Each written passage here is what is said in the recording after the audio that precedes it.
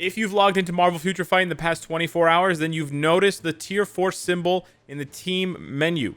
Today's video is going to be dedicated to ranking all available native Tier 1, Tier 4able characters that you can choose to get a 40% discount on. And that's exactly what this is. This is a Tier 4 upgrade support mission, brand new with the new update. If you click on the plus sign, it gives you the choice of choosing any character that's native Tier 1 that can go to Tier 4 that you don't already have at Tier 4. And then once you choose that character, by the way, you can't switch once you've chosen, so choose wisely, then you get a 40% discount on all gear upgrades for that character, and then for the character advancement page for that character. That means 6 books instead of 10 books. That means like 400 Soul of the Faltine. Like, it's way less Carbonadium, way less Soul of the Faltine, way less Life Seeds on the upgrade.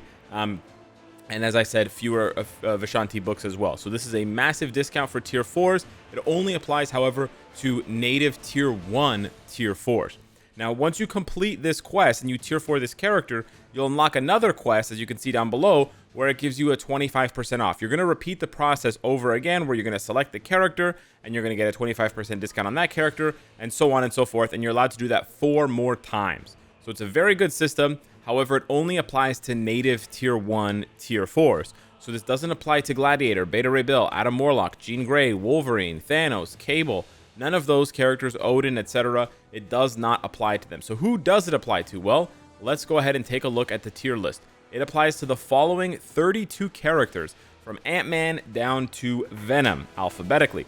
In addition, I've included 3 extra characters for you eagle-eyed viewers that we're going to be talking about at the end. We're going to rank them at the end, okay? It's called the Soon category, because the best part about this new system is you don't have to use it. If you don't use it, it doesn't disappear. There's no timer. There's no time limit. You can just wait and wait and wait until a Tier 4 comes around, a native Tier 1 Tier 4 comes around, that you really like. Then you can apply that 40% discount to them or 25% discount to them right away. Honestly, that's probably what I'm going to do. If you took a look at the list of characters that I had left, probably the best one for me to do is Captain Marvel. So I will probably be doing Captain Marvel at a 40% discount, and then I'll just be waiting until another Tier 4 comes around that I'm really interested in, because the remaining Tier 4s that are native Tier 1 for me, I'm not really that interested in. I'm very interested in Odin. I'm still, still want to do that at some point. Still interested in Gladiator as well, who just came out, but those are native Tier 2 Tier 4s, so they're not part of this list. So let's get into it here. We got these 6 categories. Super meta, which is pretty self-explanatory. Meta, not quite as super as the previous group. Then PvE, PvP, obviously not as meta. They're not really meta, but they're still good. And then just good, and then mid, and then soon, which is the most fun category in my opinion. So yeah, let's get into it. Super meta. We got Ghost Rider. Ghost Rider is by far the best option for a Tier 4 discount if you have his seasonal uniform. Bonus points if you also have his artifact, because then it creates a very strong hybrid character that can work for PvE and PvP simultaneously, especially if you give him something like a Mighty or a Brilliant Judgment. He can do some really nice work. He can also do nice work with a Mighty or Brilliant Greed. He's quite flexible, but still you could just give him a Rage and have him go to town on all PvE content. After Ghost Rider, I'd say there is a pretty decent drop. I will put some others here in the super meta category, but I'll explain why they're not quite as good as Ghost Rider. The reason is basically there's no PvP for Magneto, no PvP value for Luna, and basically no PvP value for, or very little PvP value for Rogue. However, they're still super meta despite all being seasonal uniforms. I know, I'm sorry. They are all super meta because they dominate ABX and ABL. They dominate ABX and ABL, and then they're useful for ABX, ABL, and they're the best for farming by a long shot. So if farming is not a big deal for you, Rogue could certainly be down 1 peg, but that's really all she's going to do. Like, she's not going to go any lower than this. So I think it's justifying having her put here. Beyond that, that's essentially how it works for these characters. Their artifacts are not needed the way that Ghost Rider's is, but keep in mind Ghost Rider's artifact is mostly to enable him to do PvP. So even if you don't have his artifact, he's still the best here. Or I wouldn't say he's the best, but he's one of the best here. I'd say if you don't have his artifact, he probably drops down here in terms of overall value, maybe here because he doesn't have the farming, and he's not quite as useful for ABX, ABL the way that Magneto and Luna are.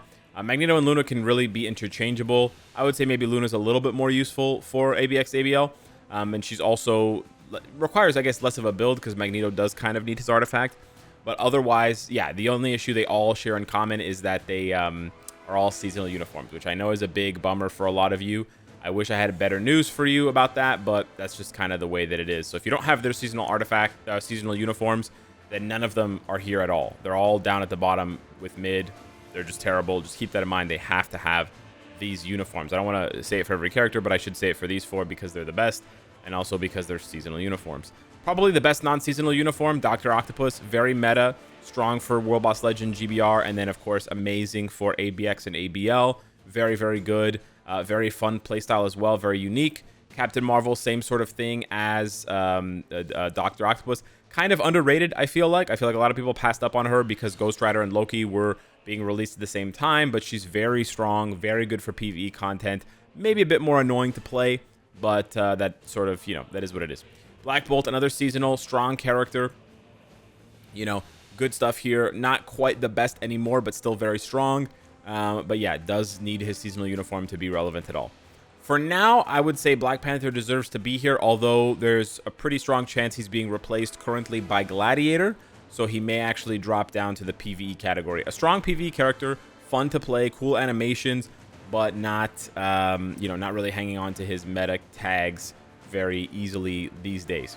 Loki and Mystique are the last 2 for meta that I'm going to put here for ABX and ABL respectively. I put them here because they are meta, but I don't like either of them, and I actually kind of regret Tier 4 Loki. The reason I regret Tier 4 Loki is he's very hard to play. They actually just made him easier to play, so that might change things, but before this update, they made it that he was hard to play, and he really doesn't shine until you can give him a max build. I'm talking a Brilliant Rage. So that's kind of out of the question for a lot of players. So I think if you can only give him sort of an average build, he's not very good for farming. He's not that great for World Boss either. He kind of drops down, right, to like low PvE content. He's really just for ABL, ABX, which some people will find, unattractive, of course. And then Mystique, I know she's a good support, but you don't need her at Tier 4 for that. And yeah, just being available for 1 day of ABX is kind of a dumb, in my opinion, it's not a dumb, but it's an inefficient reason to Tier 4 a character. So although she is meta, I would personally put her down in PvE category because of that high cost for such a low return. Speaking of other PvE powerhouses, I'm not going to go into as much detail for these characters because there's been extensive coverage about them, but they're just very strong PvE characters. Some of them are proc friendly, easy to play, high damage, high survivability, just very fun. They don't have specific days of ABX or ABL that they dominate at all, because, for example, Gwen and Gamora are good for ABL, but of course they're replaced and sort of superseded by Luna. But of course, if you don't have Luna, then of course, Gwen would go up to super meta for your account. So I can't do like a fluctuating tier list that takes into account what uniforms every player has. You just have to sort of follow along and understand that given the ranking of these characters, they sort of fill gaps for each other if one or more characters is missing, right? So in the case of, someone like Dr. Octopus, if you don't want to use him at all for whatever reason, then your next best combat supervillain, if you go down the list, would be Namor, right? And, so on and so forth kind of thing. If you don't want to use a rogue and you want to use a superhero female mutant, then you're going to go down the list. Mystique is not a hero. Keep going down, and then suddenly it's Storm, right? Again, it's also seasonal uniform, so it doesn't really work in Storm's case, but hopefully that makes sense, and you sort of just follow the line down until you hit the character that you're, hoping to, replace this higher up character. They don't all have replacements. For example, if you want someone like Ghost Rider for PvP, there is no replacement. There is no character here that's going to be as good, nearly as good as Ghost Rider for PvP. Immortality artifact, iframe ignore, insane damage passive against villains. Yeah, there's just nobody. So there's not everyone has a replacement, which is why I put Ghost Rider at the top. And also Magneto basically doesn't have a replacement here. But yeah, just keep that in mind. Then we got to PvP, which is a lot more straightforward. They're just good for PvP. In general, these characters need max builds. So on top of the uniform, on top of the tier 4, you do need at least a 4-star artifact. So I'll make that clear. They basically all need a 4-star artifact, possibly higher in the case of Spider-Man and Hela and Carnage, because that immortality and that dodge is so clutch. But yeah, Hulk needs the HP. Blue Dragon needs the increased damage to villains in order for them to shine. And then they're sort of ranked in terms of their value from most valuable to least valuable. But none of these guys are really top tier. They certainly aren't competing with the Jeans, the Adams, the Wolverines, and the Madelines lately. Then we come to good. These are just good tier 4s, but they're not best in slot, and they're not best for any piece of content. They're not weak, and I don't think you should regret tier 4ing these characters, but if you are looking for the most efficient option, then you should skip all of these characters, right? Unless you've tier 4'd everybody else on the list, and then honestly, I would say you could tier 4 one of these, but you might just be better off saving your materials or then focusing on native tier 2 tier 4s. Because contrary to popular belief, native tier 2 tier 4s aren't twice as expensive. So if you want a tier 4 Jean and you're like, I could tier 4 Jean Grey, or I could tier 4 Thor and Spider-Man, you actually can't, right? You're probably not going to spend twice as much to tier 4 Jean, and Jean is going to give more to your roster, in my opinion, than both Spider-Man and Thor combined. I know that sounds kind of crazy, but it's kind of true. So, yeah. Then we come to the mid tier 4s. These characters are just not very good. They're not bad. They're tier 4, which is obviously the highest rank you can get. But if you compare them to their, alternatives in the same categories, you can see how they're sort of miles apart. So or kilometers apart, I should say. So a perfect example here is Ant-Man and Miles Morales. Miles Morales is just a better version of Ant-Man. He's stronger offensively. He does more damage. He's easier to play. And he is tankier defensively. So why would you tier 4 Ant-Man when you could just tier 4 Miles, right? Why would you tier 4 Cap when you could tier 4 Moon Knight? And why would you tier 4 Moon Knight when you can tier 4 Black Panther? And why would you tier 4 Black Panther when you can tier 4 Dr. Octopus? You sort of get where this is going, right? Just go up the list. And then finally, we come to Soon. So this is what's really fun, and what I actually really like about this new system is that it's not locked to the existing current tier 4s. It is stated in the patch notes that if future tier 4s come out, they will be added to this list immediately. So with that being said, I want to position you, or not position you, I want to put this idea out there for you to consider. If you have most of the good characters that I listed at the top, and if the rest of the characters that I talked about just don't really interest you, and you're thinking like, who should I choose for my 40% off?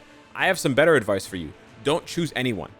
And I certainly would say don't choose anyone from the good or mid categories and then just waste the 40% discount. Like, sure, would it be nice to have tier 4 Professor X for 1 extra GBR clear or whatever? Mess around with tier 4 Iron Man, tier 4 Cyclops, whatever. Like, seriously, there can be some memes here, but you save that 40%. And then when we get the inevitable Echo update, Echo's probably going to get tier 4. And she might be really strong. She might be the new speed PvP god. Remember, she has the same artifact as Spider-Man for PvP. She has an amazing leadership in PvP for speed types. And when they gave her this speed uniform for the show, that was what pushed her into PvP, right? So she could represent the sort of the big one that takes down Atom in the future. At the same time, Kingpin, we know he's in the Echo show. We know he's her adopted father and all that. So there's a high chance that he gets a tier 4 as well. He could be coming to replace Dr. Octopus, who's already been in the game for a year now at the top of the combat villain meta. Dr. Octopus could be lurking around the corner, right? And who knows? The Echo update could be the next update, because that Disney Plus show has been out already for the better part of a month. And then finally, this one's a bit further down the road, but Psylocke. She's a deluxe pack Epic Quest character, which we've seen the devs focus on lately with tier 4s. All of the X-Men get tier 4s, including Cyclops. Basically, Beast is the only one left from that Epic Quest. Doctor Strange got his tier 4. You got, all these, you got now the Gladiator getting tier 4, Beta Ray Bill getting tier 4, right? They're going through the Epic Quest and just chopping all these tier 4 down. So Deadpool is going to get his tier 4 for the movie this year in June or July, for sure. Wolverine already has his tier 4. Psylocke is in the Deadpool Epic Quest, and so is Cable. Cable already has his tier 4, so it's very likely that Psylocke or Strife is going to get a tier 4 this year. Strife doesn't apply to this list, but Psylocke does. So again, if none of these characters interest you, but some of the ones that I'm talking about in the future interest you, maybe just hang on to that discount for the time being. So hopefully this list has helped you out. If you have more questions, feel free to hit us up on Discord, discord.gg/thenewmeta. Always active, always hype. Very many high-level players there to help you out and guide you, and to talk MFF, talk shop, and other miscellaneous banter. So yeah, hit me up in the comments down below. Let me know what you think. Let me know who you chose. Thank you so much for watching. Good luck on your gear rolls. Hopefully they're as low as possible, and I'll see you in the next one. Take care.